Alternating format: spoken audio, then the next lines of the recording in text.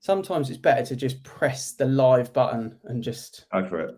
Just go for it. So, let's punch live. We'll let a few people realise we're live and join us. I'm just going to type out a little note. Sean, how's your week been, bud? Yeah, really good. Busy as ever. Valuations all today, so I've done 4 today, so can't complain. Nice. Yeah. Any little secret cookies that you want to tell anyone about? No, not yet. I'll leave it to the pre-launch, before the pre-launch. Here we go. Look, Tristan, he was slightly late, but he's in. Hi, everyone. How you doing, Tristan? Good. So I'm late. No problem at all. We've only just gone live. I was whacking up some gold for the podcast. Is the podcast ready to launch now? That's the question. Not ready, but we've just got some. I've just had 3 hours worth of training with a specialist. I've got some really exciting stuff to go through. Pretty much good to go. We just need to announce the launch date now, which I'm sure people will see on our social media tomorrow. So, Landlord Podcast, loads of gold, accountants, we've got solicitors, we've got people from ALA, mortgage advisors, commercial finance specialists, all sorts of people. And Mike, yourself, just while we let people filter in on the live video, how is things? Looking smart. Thank you. My wife told me to do the top button up. Nice. Nice. So good week. Good week. I've got a couple of instructions that I'll launch tomorrow morning. So I managed to film all of those this week in the sunshine, which was nicely timed. Good. If you're watching, just let us know you can hear us. Just want to always make sure, because we stream to so many different platforms. What we're on today, we're in Facebook groups, we're on Facebook pages, personal pages, we're in LinkedIn, we're on YouTube. We are everywhere. It's only a matter of time until TikTok and Instagram is adapted to this. So if you can hear us, just give us a thumbs up, say hello, let us know you can hear us. That'd be awesome. We've got Lee Globe, one of the avocado partners, saying evening. Good evening to you, Lee. Just before we get into the business part, this has been a pretty exciting week, actually, and we've got a few little celebrations that we want to. There we go. Joe's saying hi, so she can definitely hear us, which is great news. A few little celebrations. So today, Mr. Robson, Avocado Properties co-founder, it is his birthday actually today. So I don't know whether he'll be watching this live. Depends how committed he is to the brand. Potentially he is. Potentially he's out for dinner. So if you're watching, give Mr. Robson a nice little happy birthday. I've just put it in the comments there for everyone as well. Happy birthday to Mike. We're not going to sing for him. We couldn't get Ellen to sing for Chris last week. Another exciting one. Chris Gray, obviously it was his birthday last week. He hit the big 40. He's gone on holiday, and him and his partner Evie have actually got engaged on holiday. So little round of applause to those guys, and congratulations on your engagement. So I think we should just touch on stamp duty, because both phases of the holiday, Mike, have now come to an end. So that is a wrap. So I guess we should say congratulations to everyone that saved on tax, right? Yeah. Got in while they could, yeah. Yeah. Don't give the government any more. Give us a quick 60-second wrap up on how you think that impacted the market. Well, first of all, from last year, I don't think it needed it, that holiday. The market was busy. When was it? Back in June last year when they announced it? I remember being busy then anyway. And it just sort of put the accelerator on it, I think, for a lot of people, and spread if people were thinking of moving, they definitely were going to, if they're not going to give the government that tax. But now they've got to pay it. The market's still busy. I don't see prices, I think, sort of higher up when you're getting up to, well, where I live, where I am, 800, 900 and a million, sort of, and above that, it's maybe had an effect on the prices, but anything below that, it doesn't look like it's slowing down at all. Absolutely. I've just gone a little bit nervous because I've announced that engagement. Obviously, we found about it in the WhatsApp. I don't know if that's public knowledge. So if you didn't know that, Now you do. This is live TV. Anything can happen on live TV. We've got a nice agenda to talk about. Tristan's going to cover a few bits from a landlord's perspective. We've got some topics that we put in there to talk about. So obviously stamp duty coming to an end. What happens if you want to get a valuation? Do you still get 3 estate agents out? Is something we're going to talk about. If you've not sold in 3 months, what's going wrong? And if you are not moving at the moment because you can't find anything you like, Michael's going to have a little bit of a conversation with us about that as well. And then this one I'm intrigued about. What happens when Sean comes over?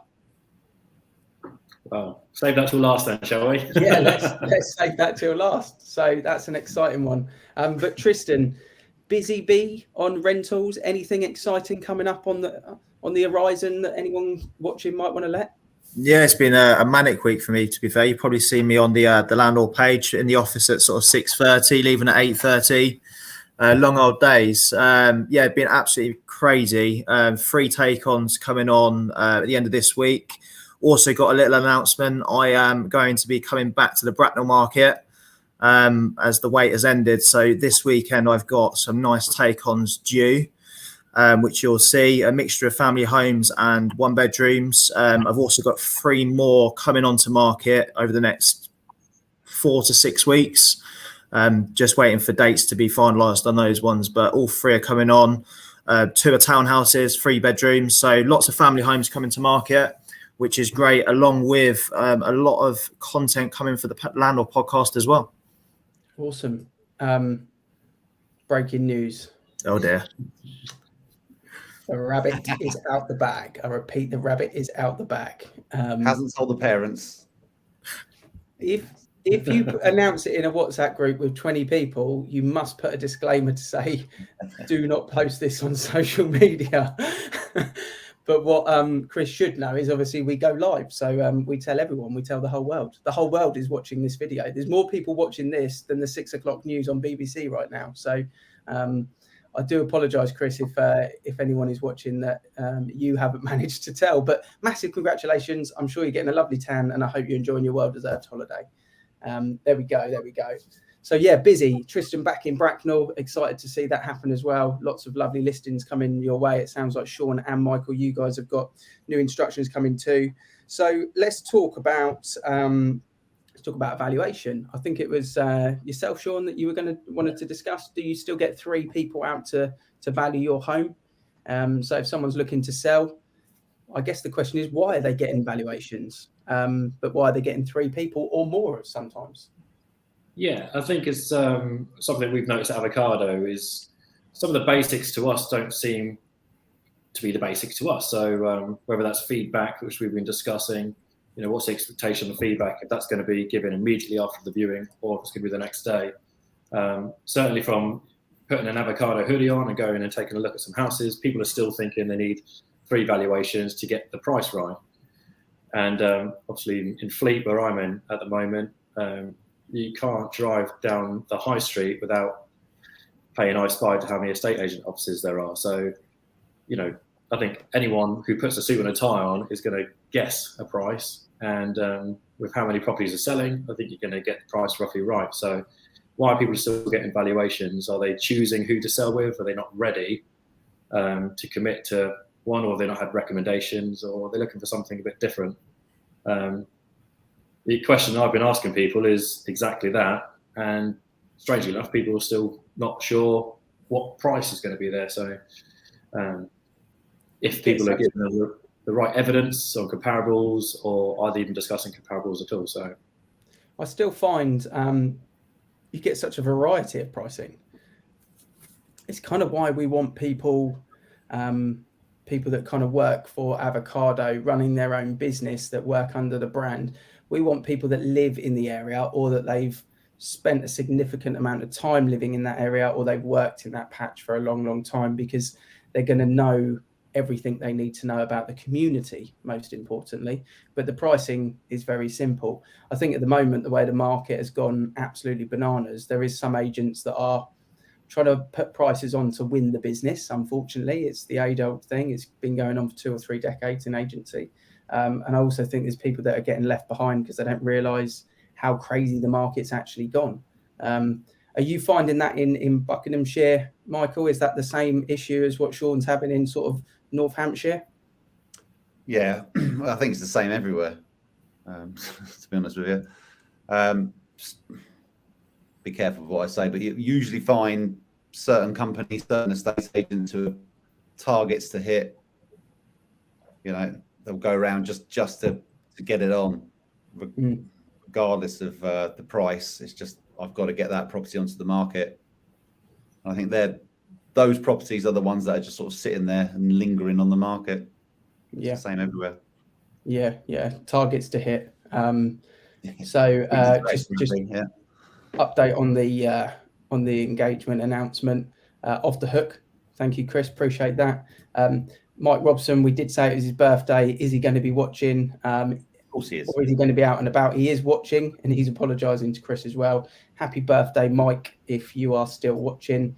And then we've also got some comments as well from Chris, Mr. Energy himself. What a lovely bunch. Met Tristan today. Great having you down today, sir. Keep it up, team. So I'm not sure why you and Chris met. Were you boxing, fitness training, or businessing, Tristan? I've been in the office all day, mate. Maybe on Zoom. So yeah, good stuff. Love that. We've got Sanjay here. So Sanjay's coming in. One of my clients said to me on a completion, how is the avocado movement coming along? Movement in capitals, because it feels like a movement. People have said that to me before. Revolution, movement, coming along. I was fully proud to hear that we're having that much of an impact. And if you've got questions, you're watching, we're going to go for our agenda, but we're happy to interrupt the chat at any time and answer any of your questions you've got about business, marketing, pink hoodies, avocados. Are they a fruit? Are they a vegetable? Let us know what you think. Anything at all, chuck them in the comments and we will go through it. Does anyone know the answer to that? Not on this live chat. Let's save it for the people watching. Fruit or vegetable? Let us know what you think. Sanjay mentioned to me today, actually, I'll get back on the agenda. I like to go off tangent sometimes, that he had a client of his that had sold a property. He popped down there to grab the keys off them, give them a little celebration gift as well, say congratulations, check everything was okay with the move, collect the keys from the home so that they could then meet the client, the new owner, down there later on that afternoon.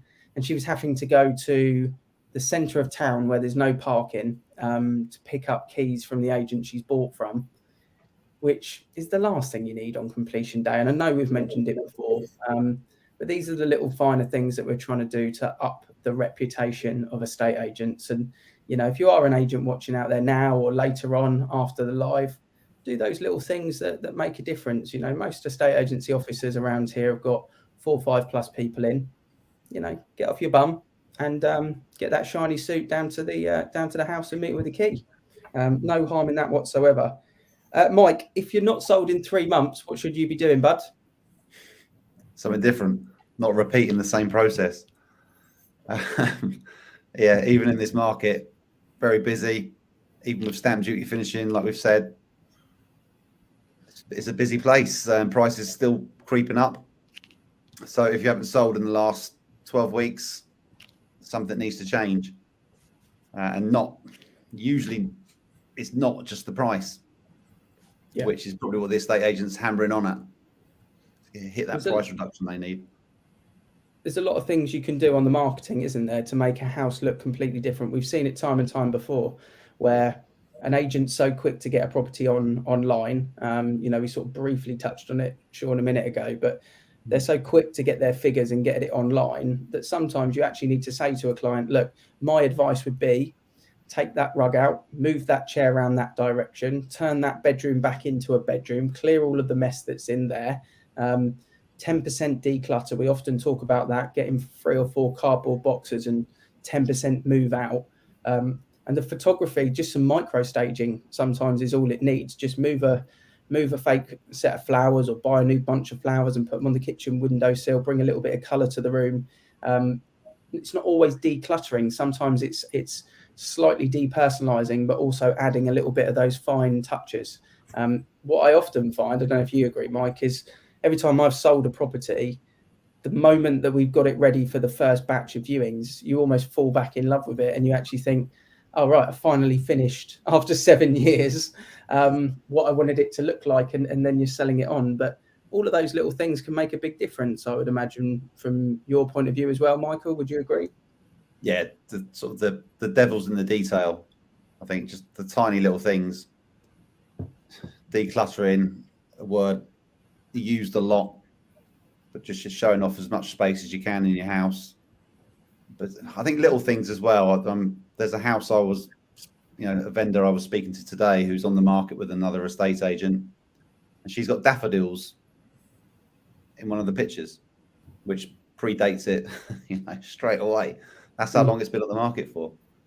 So just updating those photographs as well. It's not straight away the price you need to reduce.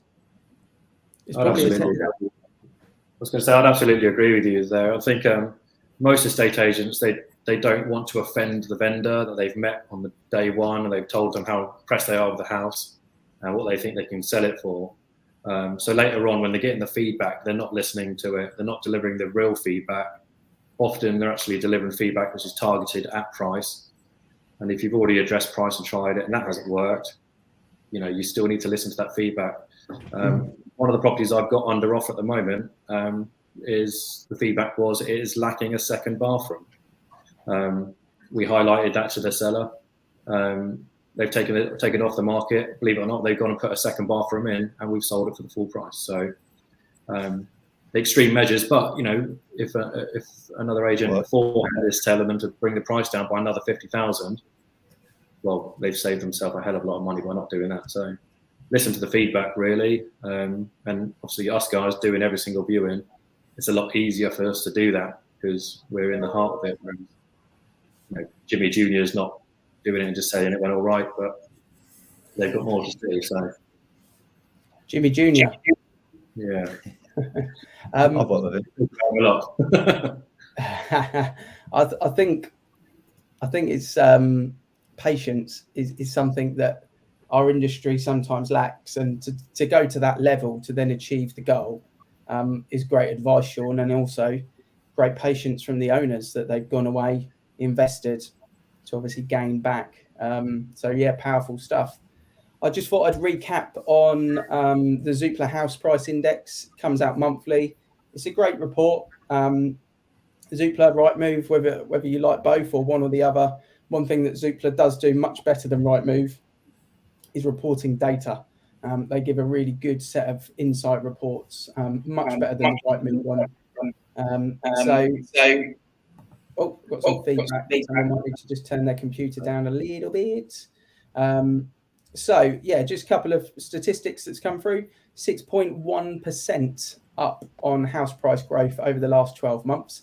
That keeps growing. So every month we see the last 12 months rolling increasing, but 6.1% increase across house prices. And in the southeast, it's 5.3%. So it's going a little bit nuts in Wales, Northern Ireland, the Northwest, the East Midlands as well. And then the Southwest kind of sits in the middle. But yeah, Scotland, London is the lowest performing level of increase. It's still increasing by 2.2%, but it's the lowest performing area at the moment. So us sat in the home counties are kind of in that middle area. But yeah, Wales, Northern Ireland and the Northwest are really sort of dominating the growth at the moment. Demand for homes versus 2020, same month, is up 19%. So much more demand, nearly 20% up, 19% up year to date. And the flow of new supply, which basically means new properties come into the market. And it leads nicely onto our next point about what do we do if we can't find the house we're looking for, is down by 5%. So we've got 19% more people looking, 5% less properties coming on, and prices are going up on average by 6.1%. And I would imagine we're seeing something probably similar, if not more extreme, in the lettings world as well. Would you say, Tristan? We've got prices on the up, demand on the up, supply on the down? Prices are up last month by 3.5% again. So there's obviously been another increase on the rentals, but it's expected. I expect it to continue like that until supply levels out. It's going to continue to creep prices up, unfortunately, for those that are looking to rent. From a landlord point of view, it's great. Properties aren't lasting long on the market. If they're, some of them are getting way over asking price still busy. And as Andy's just put on the comments now, from the rental side, I don't see it slowing down even up at Christmas personally. I don't know how you guys feel for sales. I love Christmas. The end. Okay. Just shout that out there. I love Christmas. I'm not scared to talk about Christmas. I think we spoke about Christmas maybe 6 weeks ago. Mike, when were we last on together? 6 weeks ago? Start of last month. Because in reality, if you're coming on the market next week and you want to move in before Christmas, it's going to be really difficult. So we're talking about people coming on the market now with the view of moving in the new year. In reality, you could get a few through. Will it have a lull in the market? It depends, I guess, which area you talk about a lull. Will there be a lull of transactions? Well, after the stamp duty phase 1 in June, there was a significant drop in transactions in July. Will there be a drop in transactions next month compared to this month? Probably. It's been bananas. We've seen over 20 completions happen just in the avocado group this week. I think we did about 14 today, and we've completed over £14 million worth of properties this month. So it's been a pretty busy month for the brand, and I would imagine it will be a little bit quieter next month. But there's no signs of demand slowing up. You've got 4 properties coming on, Sean, and you would expect, I would imagine, that they'll go bananas once they hit the portals. And once you do your beat the portals on Facebook and stuff like that, it will be pretty hectic, will it not? Yeah, absolutely. I think the type of properties I've been valuing as well have been very different than each other. So anything from a high-end 2-bedroom apartment to a 4-bedroom detached house. And surprisingly, when I'm taking a look at what competition is on the market, there still is a huge lack. You know, there's not enough choice for buyers. So personally, I don't think there will be a lull. I think there's a huge demand for properties. Transactions, of course, they're gonna die down. People are going to get a bit nervous because they can't find something. But get in touch with us because we've got the ways of getting through to people and helping people find a property. I helped a client whittle down exactly what she was looking for. A bungalow in a certain area, certain price, and using the strategies which we've got, I managed to find there are 3. So it wasn't difficult to make contact with those people, and thankfully I'm actually out to see one of them already. So get in touch, don't be shy, and the market will keep going. Yeah, absolutely. If you're watching and where there's an avocado partner in your patch, so if you're in High Wycombe or the surrounding villages and you're listening to Michael and us have a chat here, one thing that Ellen's done over the last couple of weeks is she's identified the 12 properties in her patch where they've been on the market for longer than 12 weeks. And she's been talking directly to them on quite a few live videos in the hope that some of them will watch. And she's got one of those booked in to go and list next week with Sanjay. So we know people are watching and we can generally help because we do. I mean, you look on Instagram on Sean or Michael or Tristan or the avocado page, the kit that we take out on evaluation, which I will save for when Sean talks to us about what happens when he comes out. But if you look at Chris, who's, we mentioned just got engaged, if you look at Chris's kit that he takes out on evaluation, I reckon he would take, he's on holiday now. And Chris, if you're still watching, let us know. I reckon he takes more kit on evaluation than he has done on his week holiday in Greece or wherever he is. Because he literally takes 3 suitcases of stuff out with him on a new listing. That's how much energy and quality we put into each listing. So unbelievable. Yeah, unbelievable the difference you can have and the impact you can have. What's your expectations, Michael, between now and the end of the year in your kind of area? Are you expecting things to just stay the same, up, down, left, right? What do you think? I kind of think that lull that Andy just mentioned there, I think we've kind of gone through that anyway in July and August. It's picked up now, particularly when the children went back to school at the start of September. So I think that lull's already happened and it should just sort of continue. A lot of people want to move. A lot of people I'm speaking to want to move, but they're nervous because they can't see anything that they like. But then you've got to be in a position to grab it, haven't you? Well, we know that, but it's educating people. Once you are under offer, then you can get your house you want to buy. It's very hard to do it the other way around. See the property you want to buy and then hurry on the market and try and sell quickly. Yeah, absolutely. I think if you want to move, you can't find what you want to buy, and therefore you're hesitating putting the property on the market. I say this all the time, and I know it sounds like a plug, but it's truly not. But talk to us, because let us know what your property is, what it's worth. We'll help you with what it's worth, what you'd need to do to get maximum price, what type of buyers are out there for you, whether there's a buyer out there that's prepared to wait 8 months even, for you to find. But more importantly, what are you after, and how do we help you find that property? Because we cover such a large patch as a group of individual business owners. We're across 4 different counties, so whether you're looking to move to High Wycombe and you currently live in Woking, we can connect these dots, where a lot of the local agents that have got a few little micro offices in 3-mile radiuses of each other, they can't do that, but we can. And we can also talk to people anywhere in the country. So if you're looking for a 3-bed semi in Cornwall and you've got X amount of money to spend and you want it on a 1/4 of an acre plot and you want it to be in a certain village, we can identify how many properties of that ilk actually are actually there. And we can talk to those 16, 17 people that may live in one of those. So talk to us. That's the answer. If you're hopeful of finding a certain property, I know Joe that was commenting earlier is looking for a property even in a particular road. And, that's where we can really go to town on trying to talk to the people in that particular road. So, yeah, really, really important. Chris has just commented he's still watching. He's on holiday, Chris. I love this. Free flight cases for listings for each of tech for every appointment. I was allowed to bring a drone on holiday, but nothing else. As a good Cub Scout I was, the motto has always been be prepared. So yeah, check out Chris's Instagram, because you want to see the box and the kits that he brings on a listing. He is Mr. Tech when it comes to avocado. But Sean, you're getting close. I'd say you're riding him on tech. You've adapted tech very quickly. So what does happen when Sean goes out on a valuation? Talk us through the process. Well, Chris has showed me the way with the tech. So I'm definitely learning as I go. But one of the properties I was at this morning, the garden was an acre.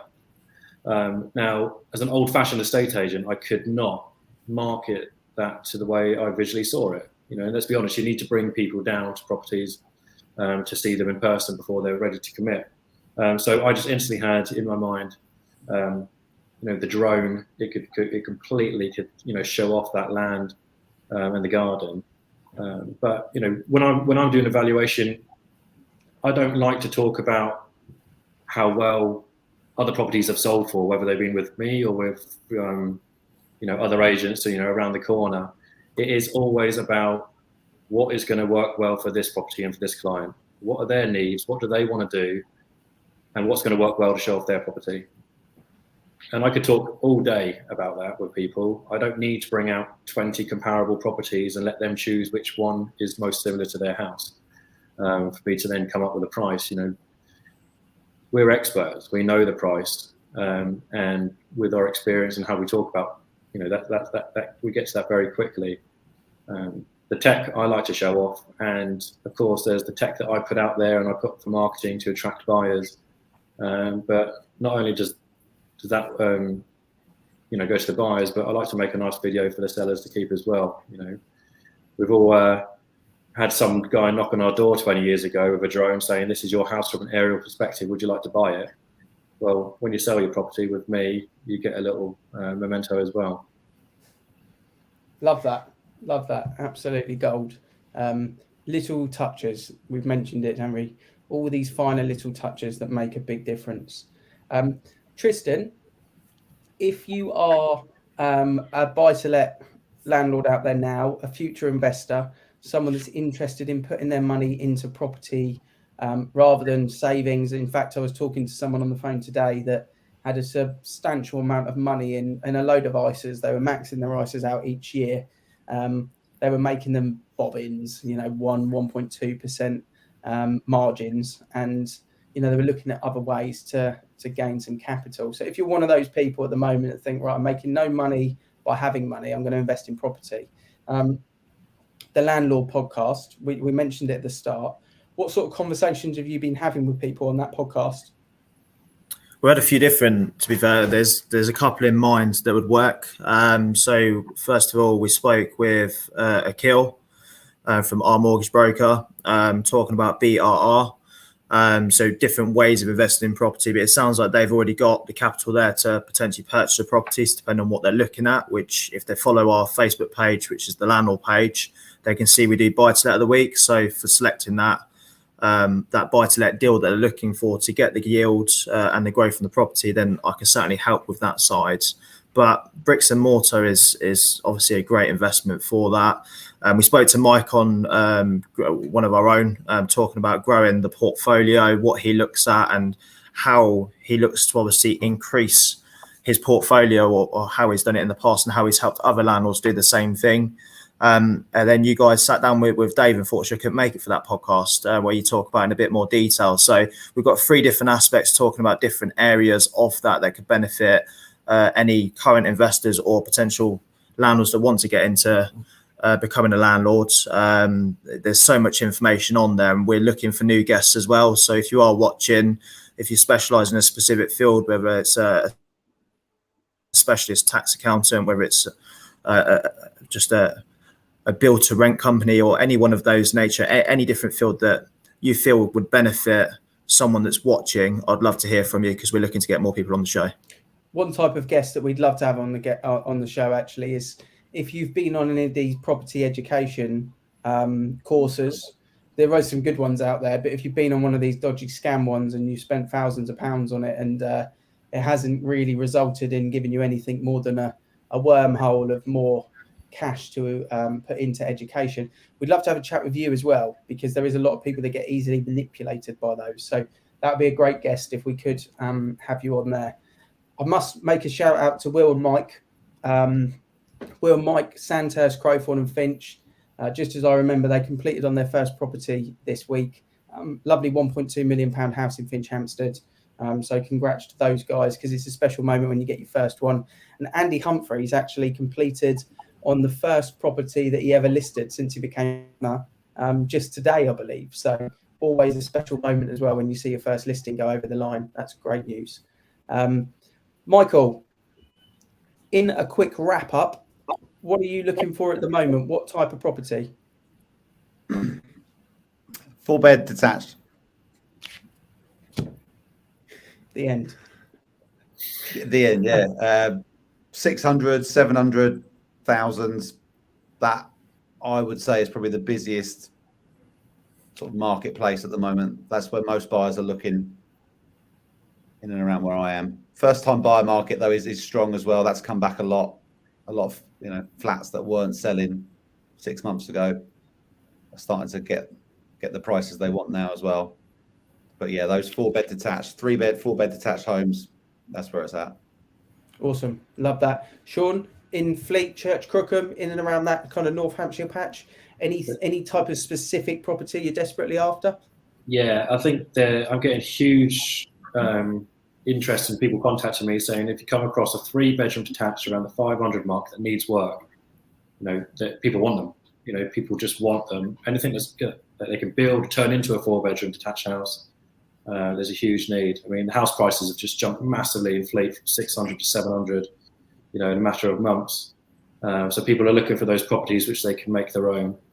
And equally, the 400 mark has done very, very well. So they're the buyers who are looking to buy at that mark. Awesome. And Tristan, if you had the perfect property that you could let in 5 minutes, what would that property look like? Or is it just everything and anything at the moment in the rental market? Pretty much everything and anything, but 3-bedroom houses have been the main one people have been looking for recently. As I've got one coming this weekend, so you'll just see how quickly that goes, and that will give you an idea of what I'm looking for. Awesome. I've got the last thing just to wrap up because I got in the post today. Dingley's, Mr. Dingley himself arrived in the post. So if anyone's watching the London Marathon this weekend, I've had a few challenges this week, but I'm going to be running on Sunday, and I'm going to try and actually sew this guy to my race belt and run around with him. But I'm trying to raise money for Dingley's Promise. I'm not asking anyone to donate. If you want to donate, that would be amazing. But I'm not asking you to. I'm just letting you know I'm going to be running around London in my blue, same T-shirt as what Dingley's got on, actually. I'll be wearing. So if you are watching it on telly and you spot me, give me a shout. I'm really chuffed. I hit £2,000 for the charity raise today. So to everyone that's donated, special thanks to Alan and Dave from AFP Mortgages in Wokingham that donated £135 at the end to get me to my target. So thank you, chaps, for doing that. So, yeah, big weekend coming our way. Stamp duty's over.